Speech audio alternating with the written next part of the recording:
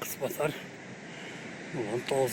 kılımlarga dağınlık bir sev oldu. Teptilet.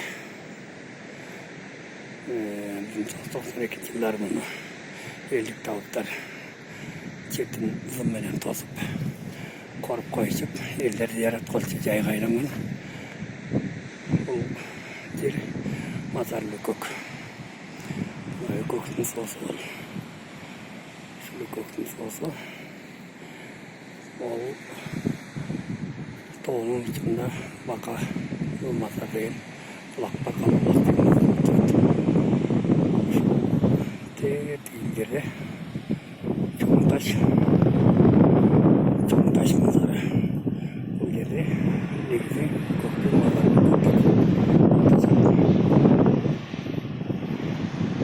şimdi de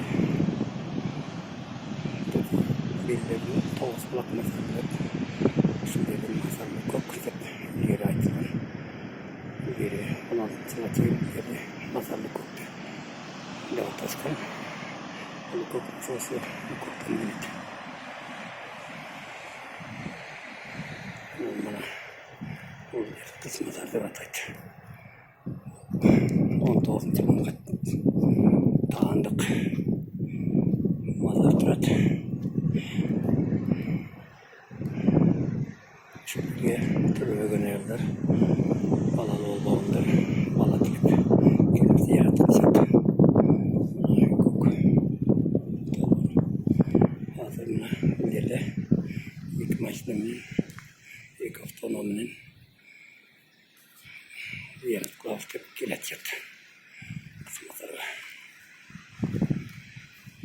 Sonra bu yerde buradan hukuk sosunu geçiyor, düşüyorek köprü yok. Köprü yok, bu kabayla üstü. Bu yerde geçiyor, çıktı. Burası gitti. Geçiyor, çıktı.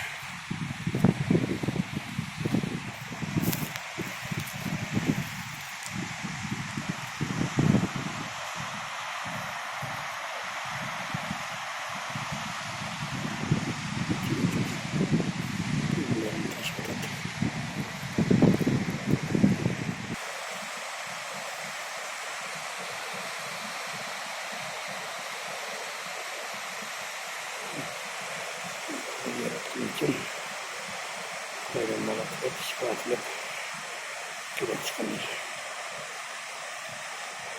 Bunlar çıkıyor. Bir de götürülecek. Tanklasıp sonuç yarattığı şey.